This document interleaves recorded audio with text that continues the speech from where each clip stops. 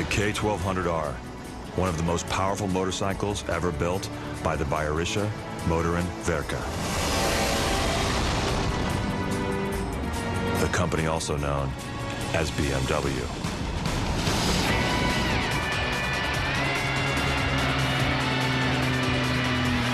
They go back way to the early part of the century, so they were one of the pioneers. Pioneers who first dreamt of flying. BMW started as an aircraft engine company in the First World War.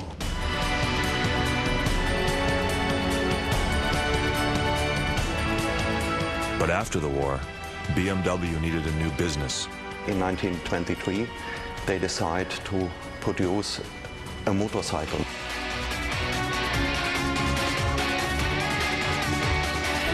"40 years later, they almost quit. BMW in the late 60s almost stopped producing motorcycles.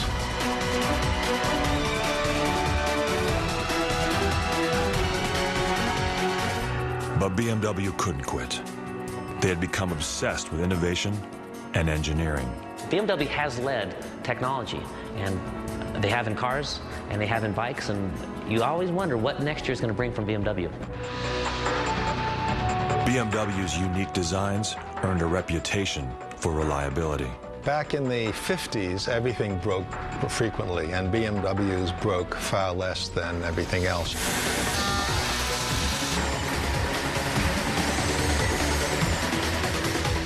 BMW also built a reputation for combining craftsmanship with technology. Old war craftsmanship plus the high-tech thing. And I think BMW blends those two things really well. A blend that is uniquely Bavarian.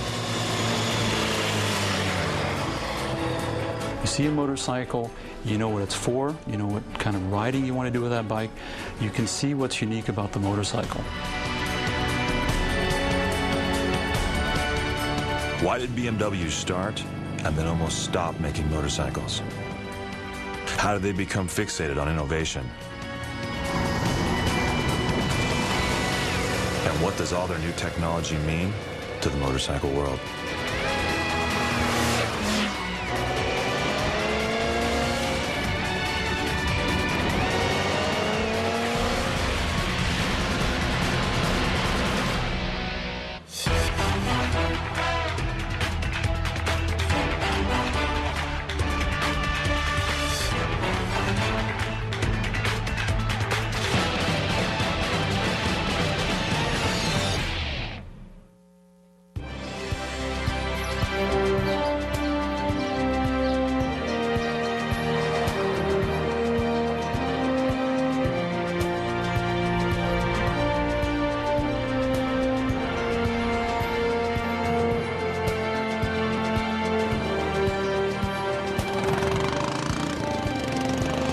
Garmisch-Partenkirchen, a fairy tale town in the Bavarian Alps.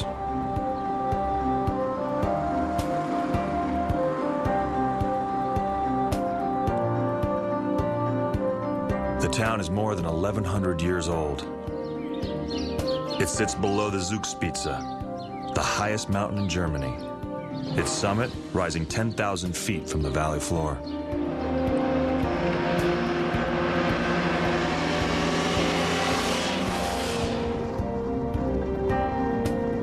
Less than 2 hours from Munich, Bavaria is where BMW motorcycles were born.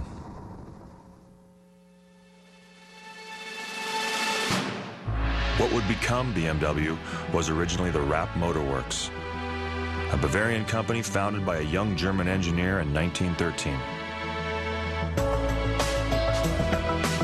In 1916, the company changed its name to BMW.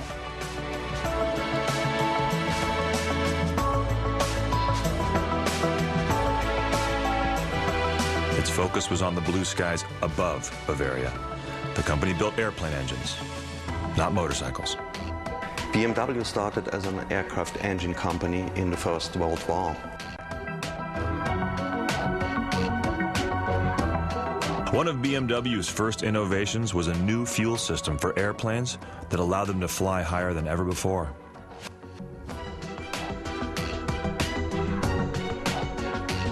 In 1919, a BMW-powered plane set the world altitude record of 32,000 feet.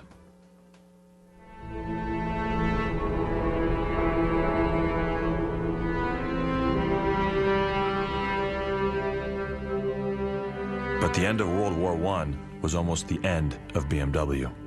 After the war, in Germany, it was not longer allowed to produce aircrafts and aircraft engines.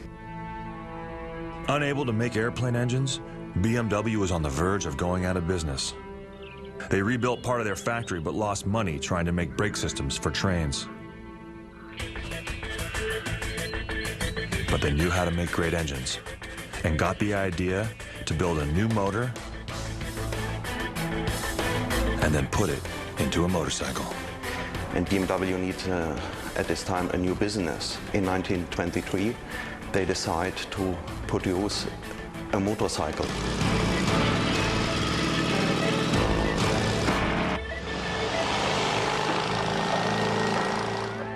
Turning desperation into action, BMW told one of their young engineers, Max Fritz, to design a motorcycle. It was something he had never done before. He was a genius with aircraft design, so they took the risk that he might be able to do the same with motorcycles.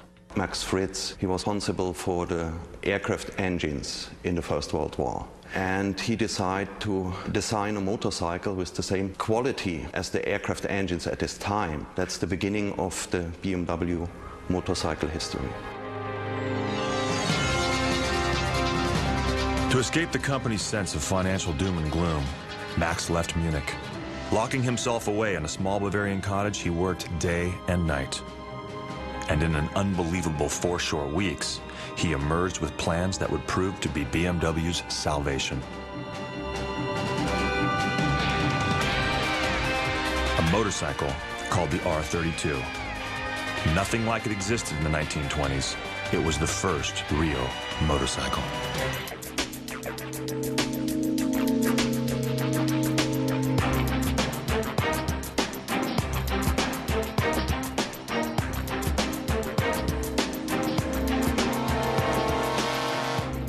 The R32 was a revolutionary motorcycle.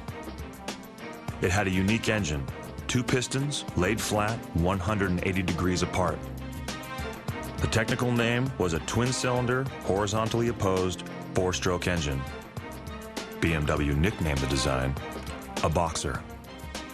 And the first BMW didn't have a bicycle-type chain connected to the rear wheel like other motorcycles of the time. Instead, it had a drive shaft, the same thing that connects a motor to the wheels in a car.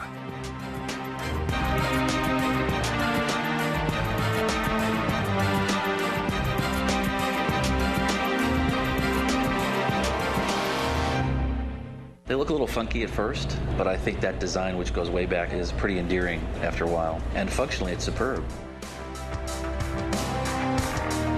Eventually, the engine layout and shaft drive of the very first BMW would become known as typically BMW, because both designs are still being used today. The basic underlying design stayed the same, and I think it's a design that grows on you. BMW's innovative designs were made famous by a man named Ernst Henne, one of the greatest motorcycle racers ever.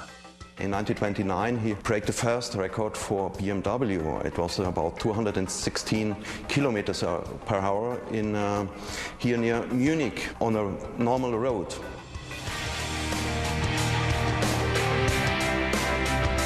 "216 kilometers an hour equals 134 miles an hour on a motorcycle in 1929. You can jump on the Autobahn today and go over 100 miles an hour, 120, 130, 140, and it'll definitely get your attention. But to have done it 70 years ago on a bike with antiquated tires and suspension, shocking to even think about.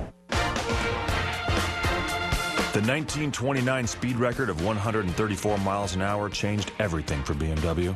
It was the beginning of a BMW role as a global player and not a small Munich company. So I think Ernst Henne was very important for BMW's motorcycle and company's history.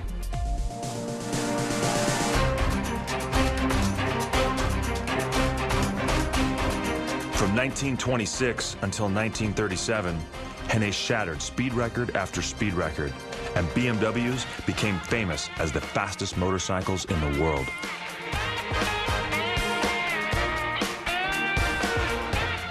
Ernst Henning made 76 speed records on the motorcycles, and the last one was in 1937, and he rode about 204 miles per hour. 5 years after its first motorcycle, BMW began building cars. In 1928, they licensed a British design and built what they called the Dixie.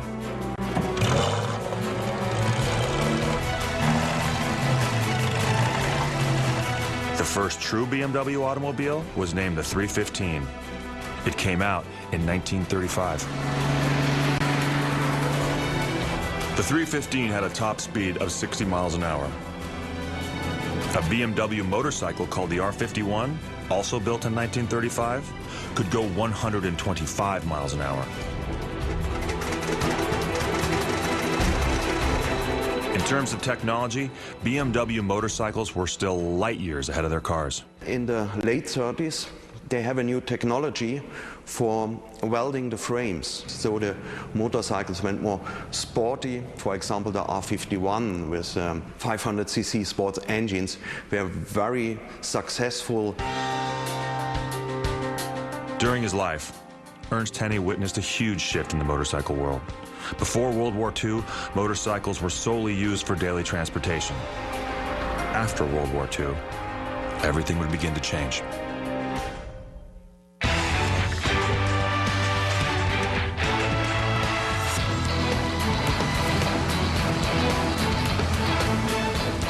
By the 1960s, many people in Europe could afford cars, and motorcycles were no longer being used for transportation. Now, they were used for sport and fun. BMW figured out how to provide both with a new line of motorcycles. At the end of the 60s, you have all these 750cc bikes on the market, like Honda, like the Italian brands, and also BMW offered new motorcycle line, the so-called /5 series.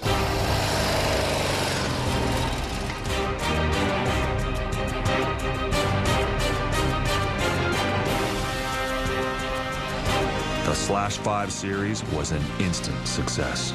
I bought an R75/5, and it changed my entire attitude about, the dependability of motorcycles. And so I quit my job and spent 3 years riding it around the world. This series was very successful. In the first year, we have more than 10,000 motorcycles a year, and the business grew up year over year.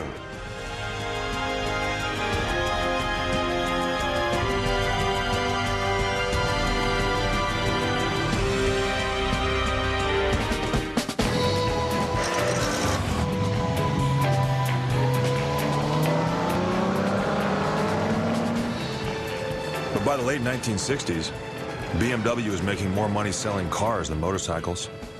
Forced into the motorcycle business in 1923, ironically, BMW was now thinking about quitting.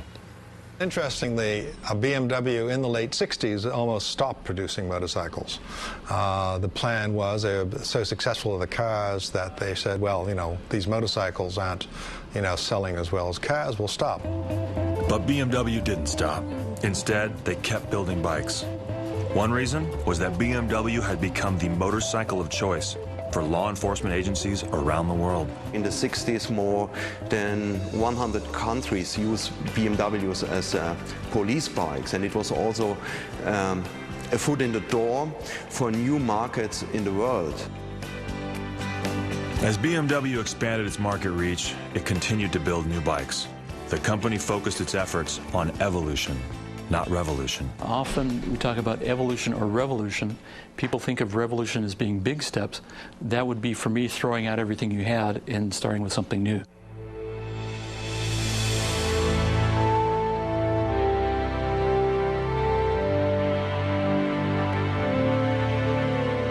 BMW kept using its flat two-cylinder boxer engine, evolving it through the years with technical advances that kept making it more powerful. And BMW continued to use the drive shaft instead of a chain.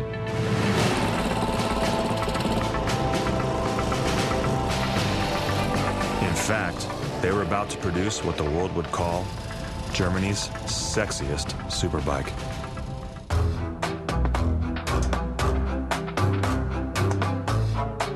In October of 1973, BMW chose the Paris International Motorcycle Show to reveal its latest design to the world.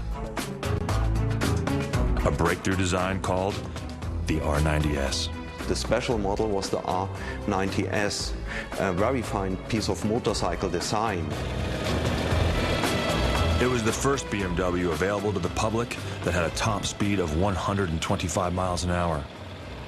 Not only the top speed at this bike was fantastic, it was the average speed, for example, on a long racetrack like the Nürburgring in Germany. That was the unofficial test track of motorcycle journalists at this time. And R90S with 67 horsepower was faster than other bikes with 80 horsepower or more.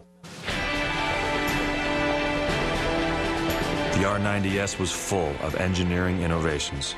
It was the first BMW to have a separate speedometer and tachometer. It had the first steering dampener, a device that reduced shaking when the front wheel hit a bump.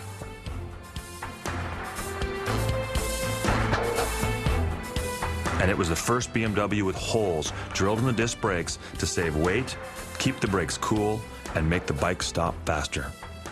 You find it all over the years in the BMW motorcycle models. So you have this boxer engine, this opposed twin engine. You have the shaft drive to the rear wheel. These are two typical BMW features. You find it at the R32 in the 20s. You find it in the bikes in the 30s, in the 40s, in the 70s, in the sports models like R90S in the 70s. BMW's first real sport bike. I know their bikes had been performance-oriented prior to that, but that was really the bike that said to the American audience, in addition to the Europeans, this is a bike that's meant to go fast and go around corners pretty well and really do it all, but it definitely had a sporting bent. The R90S struck a chord with American motorcyclists. They clearly saw it as a new and very exciting bike. And a guy comes by on an R90S and it's, you know, it's got the shape it's got and the cylinders just sticking out. And you look at it, it makes this sound that doesn't sound like other motorcycles, and you look at it and you go, that's something different, isn't it? For me anyway, it was one of the bikes that kind of ignited my interest and informed me of the difference between motorcycles at a very early age. It was great. It was a very sort of different move in a different direction as sport bikes go. And of course it developed into being one of the public's favorite bikes.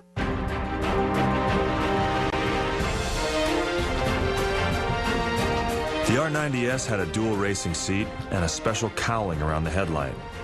Each R90S was hand-painted, so no two bikes would ever look exactly the same.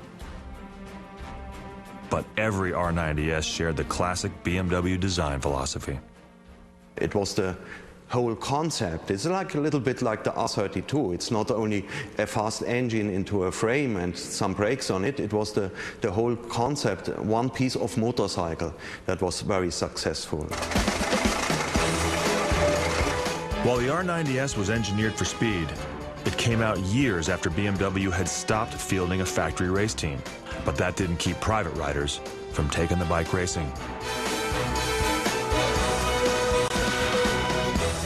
In 1976, Reg Pridmore, then a young British racer, won the first American motorcycle championship on a BMW R90S.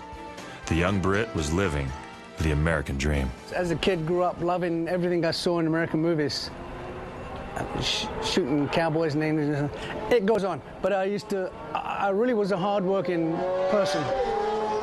And I heard that if you worked hard in America, you got someplace. And I really had that intention.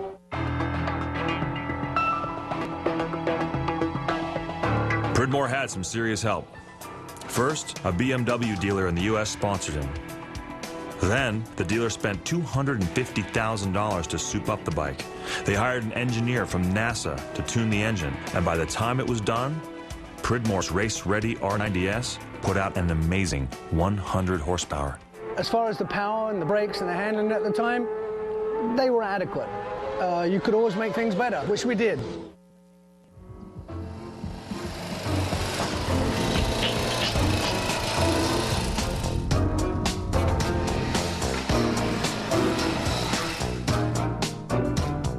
by the mid-1970s, BMW motorcycles faced a serious challenge. They desperately needed a new design that would make their bikes more modern.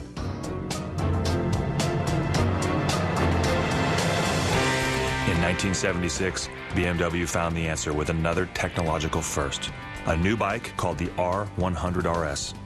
The first production motorcycle in the world that came straight from the factory with complete bodywork, called a full fairing. In 1976, BMW, the R100 RS, was the first motorcycle that the fairing was tested in a wind channel. It was absolutely the first bike, and it was a motorcycle that tested in the wind tunnel for a long time to make this fairing perfect. If you have a look on it, there are a lot of details that have been absolutely new at this time.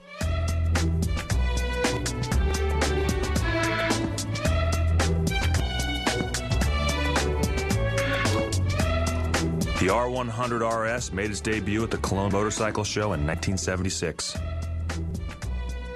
It stunned the audience because its handlebars, switches, and instruments were all integrated into the new fairing.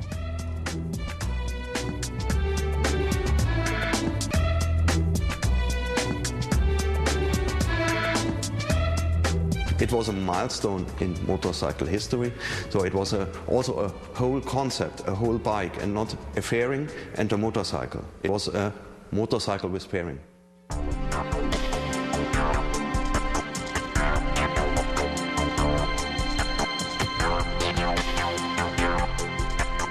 A fairing where form followed function.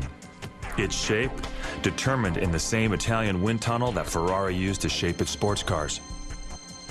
However, despite all the advancements of the R100 RS, by the end of the 1970s, BMW needed something exciting to put on display at the Frankfurt Motorcycle Show.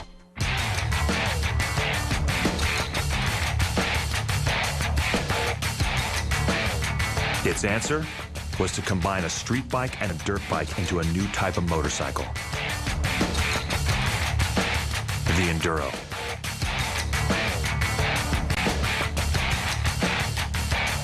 BMW called the new bike the R80 GS.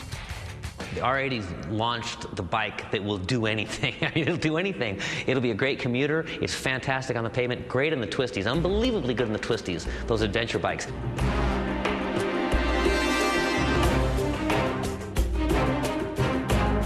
The GS in the R80 GS name tag comes from the German Gelandestrasse, meaning road and street. You could ride the bike on anything from the Autobahn to a dirt farm road.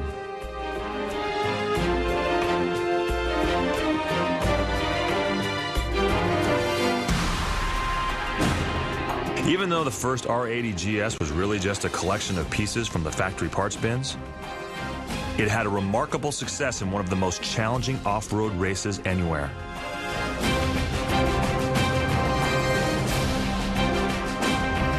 The famous Paris-Dakar Rally, 6,068 miles across some of the toughest terrain in the world. BMW went to the Paris-Dakar event at the beginning of the 80s and won it 4 times between 1981 and 1985. So you see, this was a perfect bike for on-road and off-road at this time.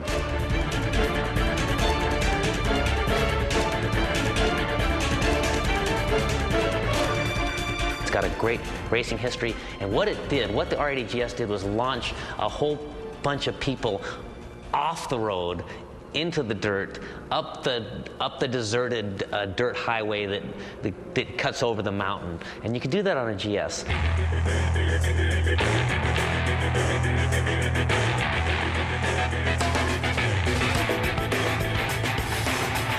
The GS was a stopgap model that surprised BMW with its sales success and started a whole new category of motorcycles called adventure bikes.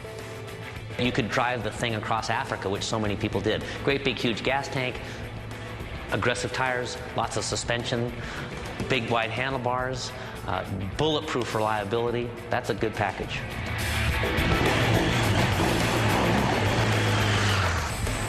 Larger, more powerful versions of the original R80 GS are still being sold. The latest version is called the R1200 GS. It has a bigger boxer engine with 100 horsepower. The GS is one of the most popular series of BMWs ever made. Total production topped 250,000 bikes by the end of 2007.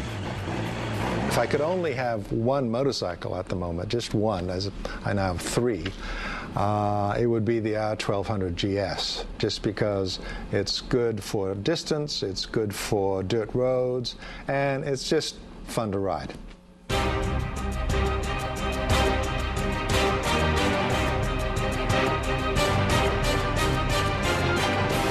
While the GS line surprised everyone, the real shock about to come out of BMW headquarters was a drastic change in both design and tradition.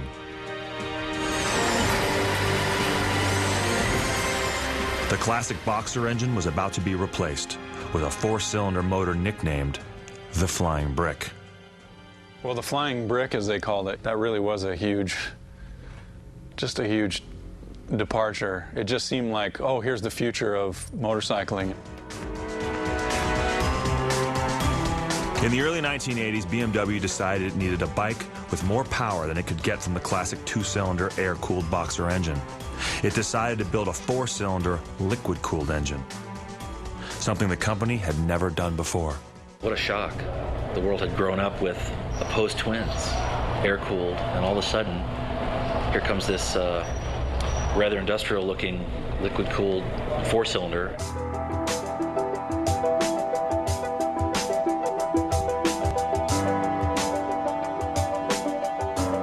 In 1983, BMW showed the world the K100, a motorcycle with a 4-cylinder engine placed sideways in the frame. The K100 was more revolution than evolution, and the BMW faithful were frantic. They feared the new engine meant BMW would stop producing its classic boxer motor. In 1983, exactly 60 years after the presentation of the R32, the presentation of the K100 was a little bit like a crime. We bring a new concept. People say BMW is boxer engine. Will the customer around the world, will they accept the K-Series as a real BMW motorcycle?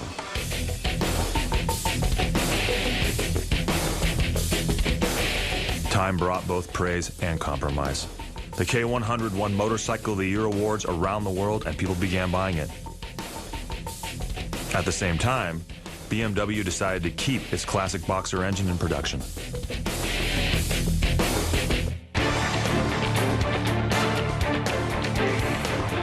But it was the K-bike that took the lead in terms of innovation. It was the first BMW motorcycle to have a digital electronic system. Like BMW cars, it used fuel injection and had a catalytic converter to reduce pollution. But the biggest news from digital electronics was the first anti-lock brake system ever put on a bike. Simply called ABS, people had no idea if it would really work. And there was only one way to find out. I was fortunate enough to be invited to the press launch of BMW's ABS K-Bike. They brought us over, they gave us a short introduction, they put us in our leathers, helmets, and they said, we would like you to take this bike down this runway, put the brakes on, and brake into this huge sand area. And we were basically going in there on faith. We knew we were going to fall down. We thought we'd try it. We went in there, and the ABS worked in the sand, stopped our bike without us falling down, and that was a huge breakthrough for motorcycling.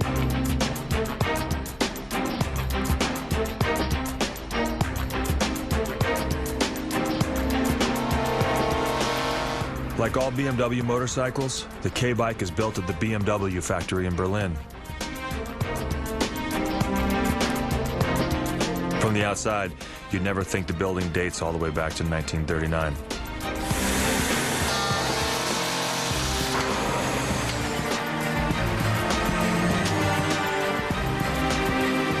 On the inside, it's the most modern motorcycle factory anywhere. On one end, you have a bunch of bins and boxes and parts, and the other end, they're rolling them off and starting them up and checking out the engine to make sure it doesn't leak any oil. So, fascinating thing. The engine gets put together, and then the frame, comes together, and then the body parts go on it. There's an assembly process that can be analyzed and is rational. an assembly process that is uniquely rational in a BMW sort of way. Lots of people, lots of high-tech machinery, and it just looks very German. It's like the inside of a watch in there, it seems like to me.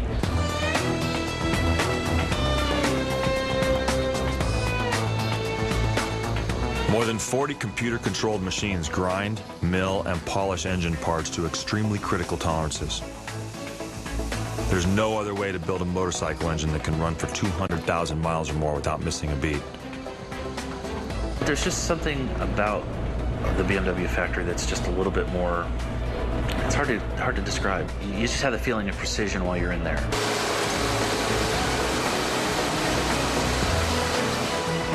This machine is a giant mechanical equivalent of an electric toothbrush.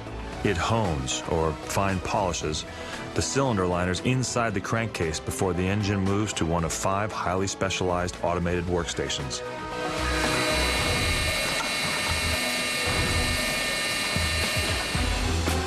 This is where state-of-the-art robots apply a bead of sealing material on engine parts with a precision that could never be matched or repeated by human hands.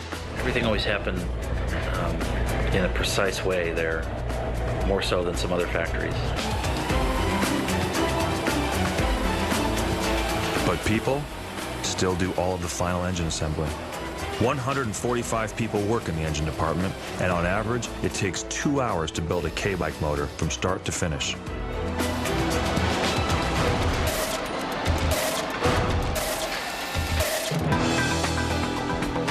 Throughout the building process, wireless data transmissions monitor everything to ensure what most companies would call quality control. At BMW, they call it pride. Everybody in that factory knows they're making BMW motorcycles. They're proud of it. They are riders themselves. Most of the people I know there have been there for many, many years. The frame is another major step in the K-bike build process. 2 lasers cut out 20 different pieces of aluminum.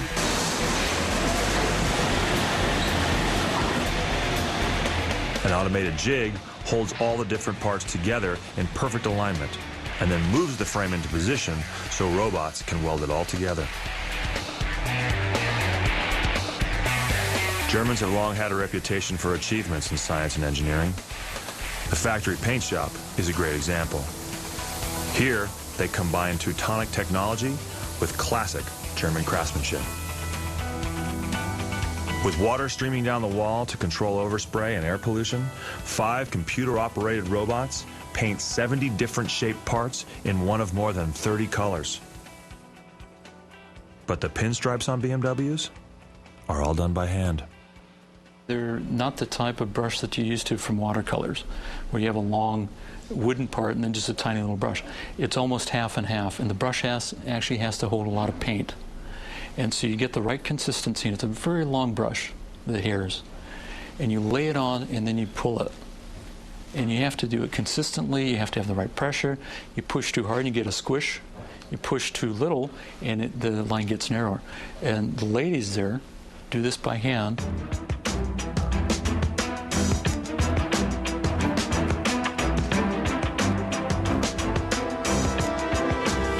It's the combination of humans and machinery and noise and the close confines of the old brick building, and it's just kind of a neat place to visit. Kind of a dichotomy of old and new stuffed into one really cool place.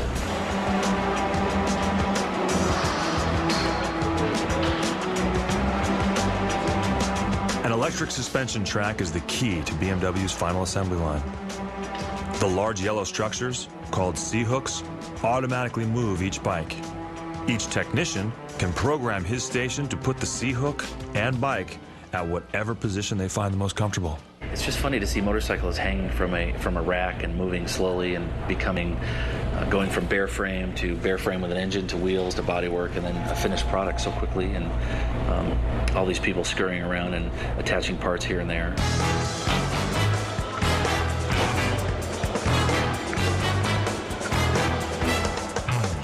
As the bikes move through the factory, wheels are installed, exhaust systems fitted, then air ducts that will help the engine breathe. Bolts are screwed and tightened. And then, each new motorcycle gets its first taste of fuel. Finally, the remaining body panels from the paint shop are installed, and after spending 100 minutes on a C-hook, a brand new BMW is ready for its final test. The bikes come off the line, they go into a proof, a testing center, they're put on the rollers, they make sure everything works. There are interesting parts that you see as a layman that you go, wow, I didn't know they do that. The computer readout says, Prüfstand bereit, which translates to, the test stand is ready. This is the first time the new bike has been off its giant C-hook. Now, it's in the BMW test chamber, where one of 9 people who spend their entire day riding new bikes will run the new motorcycle for up to 60 miles without it ever moving an inch.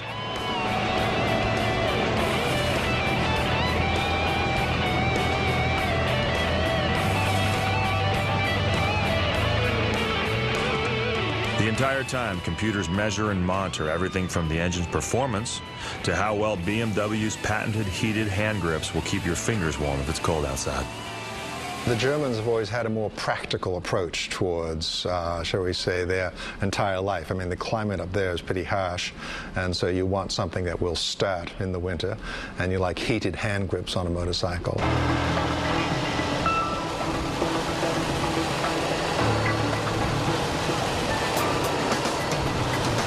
In recent years, BMW's practical approach towards life has been shared between BMW motorcycles and BMW automobiles. Designers for bikes and cars work side by side. BMW is the only company in the world that has automotive and motorcycle design under one roof. Where you are now is actually right next to the automotive studio, and this was started in 1993. We took the motorcycle design group, which was then separate, and we combined them. One idea, of course, was to make the best use of our resources, but it was also to inspire and to have competition. And so if our colleagues come by and say, what are you doing that for? Could you do it this way? I think the biggest thing is just that cultural rub-off. It really does have a big effect on how they put motorcycles together and how they design them and how they build them. And you can tell when you're there.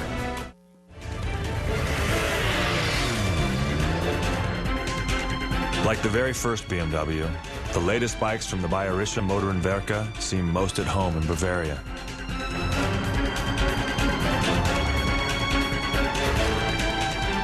There are countless curving roads that run through fairy tale villages as they lead their way up to the Alps.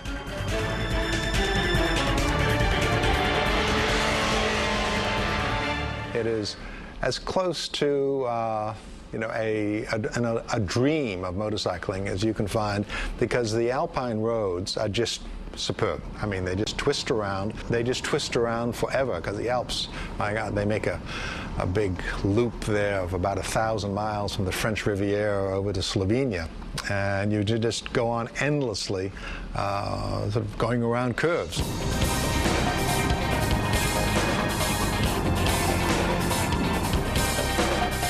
Curving roads that connect to the other part of BMW's homeland that's uniquely German.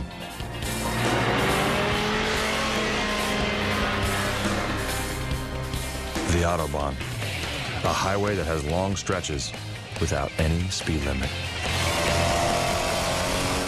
If you haven't ridden the Autobahn, you've got to do it. I'm going right around 135 miles an hour, because why not? I mean, you're allowed to, and let's go. So we're going, and up in front of us, a big Mercedes wagon comes on the freeway up in front of us, and we kind of catch up to it, and there's some kids sitting in the back of the wagon facing backward, and their dad must have said, wave goodbye, because they both went like this, and the wagon went whoop away from us, and I went, God bless Germany. Seriously, unbelievable.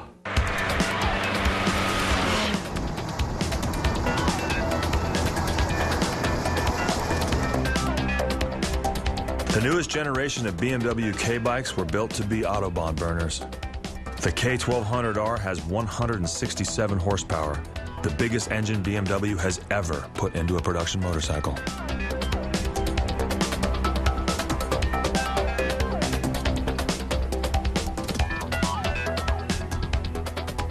K1200R is an amazing bike. It's the most powerful naked bike in the world.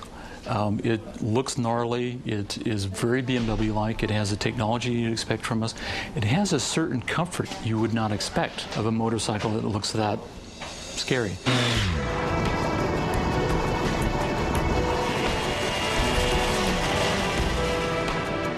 The thing that stands out to most of us about the K1200R is that they didn't take power out of it. You know, they made a naked bike that's got a big hit to it.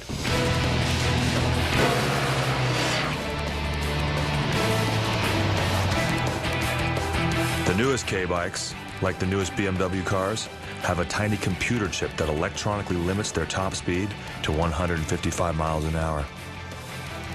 It's very turbine-like. It's very smooth. I'm trying not to use the cliches rocket-like or missile-like. It's a real kick in the behind, gets off and goes. I had it down in Spain, and I'm sure they have a speed limit, but it wasn't very prevalent where I was, and it just goes very, very quickly. BMW is loved for their strength, intuitiveness, aggression, and chasing technologies. They really are trying to push motorcycling forward and make it more rider-friendly, make the performance better, make the fuel efficiency better.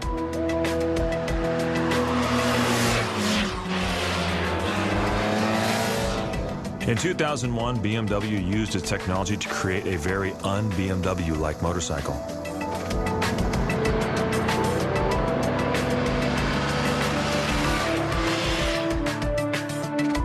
The new bike was called the F800. It had a two-cylinder, liquid-cooled parallel twin engine and used a belt to drive the back wheel. There was no outcry from BMW purists because the new bike wasn't built for them.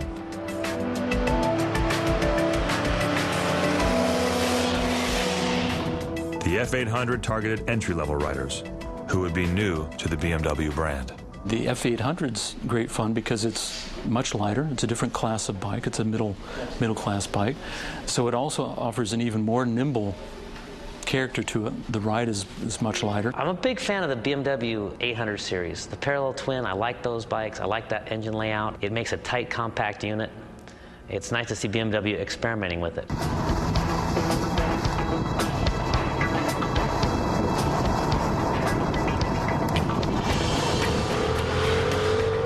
The F800 ST is the sport touring model of BMW's new mid-size line of motorcycles. Its engine produces 85 horsepower, a little more than half of what a new K-bike cranks out.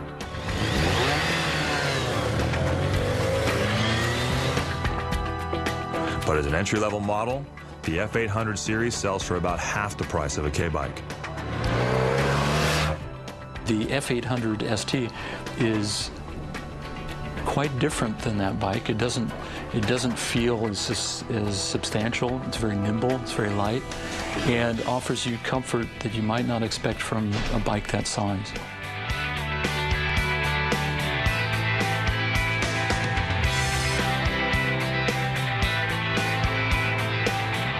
The K1200R and the F800 ST are very different than previous BMW motorcycles, and yet they share the same style of engineering, innovation, and purpose that all BMWs have had since 1923. As a small company, BMW made a lot of innovations in the history, but I think it was the only chance if you are a little bit faster than the big companies. So it's not important to be big, it's important to be fast with innovations, with trends, and so on. BMW has led technology, and they have in cars, and they have in bikes, and you always wonder what next year is going to bring from BMW. The surprise for 2008 was a completely new motorcycle. Called the S1000RR, this BMW was a major break from any motorcycle design the company had ever created. The S1000RR has a four-cylinder engine unlike anything BMW has ever built. It makes 190 horsepower. Like most other sport motorcycles, it uses a chain to drive the rear wheel. BMW built the S1000RR to go racing at the World Superbike level. Brand new buyer for it, because most of us that are interested in that performance, we look to the racetrack.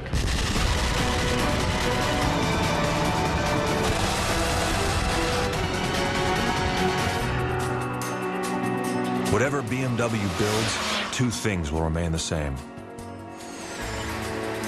BMWs are motorcycles that have always been created with innovation and technology.